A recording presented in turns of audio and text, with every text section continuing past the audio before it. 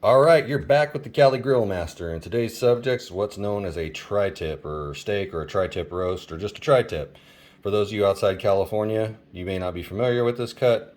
It was first popularized or used, and some people even say invented in Santa Maria, California. So I'm going to go ahead and make a Santa Maria style marinade for this tri-tip, and I'll show you guys a few steps in that, and then later on I'm going to set up my egg to do a Santa Maria-ish type cook for it, since I don't have the exact type of grill that they use to do tri-tips. I'm going to do the egg. So this is what it looks like. I'm going to get it into a zip top bag, and then I'm going to get the marinade onto it, and I'll show you guys all those steps. Okay, so in this device here, it's known as a mortar and pestle.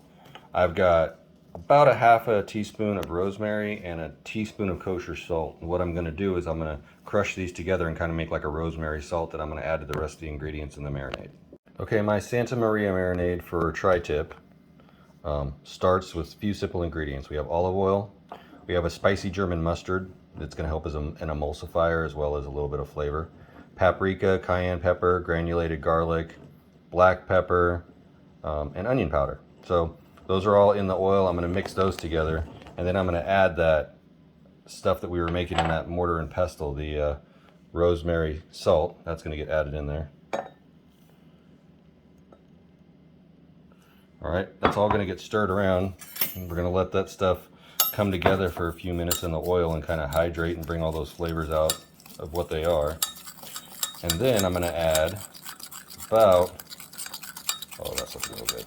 All right, we're going to let that set for a little bit, and then I'm going to add about a third of a cup of red wine vinegar. Then we'll put all that stuff in the bag with, in a Ziploc or a zip top bag with the tri-tip, and let that marinate for a few hours and kind of get the meat softened up a little bit as well as flavored. And here it is. Marinade's in the bag, meat's in the bag. I poured the marinade in, and I've rubbed it around, moved it around a lot to make sure the whole thing, both sides, gets covered. Now this is gonna sit in the fridge and marinate for about 4 hours. I'll make sure I'm turning it every once in a while so all the different sides get exposure to this lovely marinade.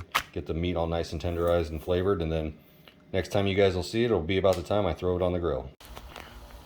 All right, as you can see, I've got my starter broken into two, and I've got it in my lump. The barbecue is going to start warming up. There's going to be no special attachments or grills or wing visery in this one. I'm just going to have the grill that came with it over the top, over the coals. I am going to add a couple of pieces of oak wood. Remember, I told you this is Santa Maria style, and the Santa Maria barbecue is normally fired with big pieces of oak. It's a big square shaped thing. The rack goes up and down. They can get it closer or further away from the heat. Instead of doing that, I'm just going to control my temperature with the top and bottom air vents and get it to where I want it, around 350. And then I'm gonna grill this Santa Maria style tri-tip out, and we'll see what everybody thinks. I'll come back when we got a good bed of coals and I add the wood chunks. Okay, my starters have burned out. As you can see, I got 1, 2 nice little beds of coals starting here.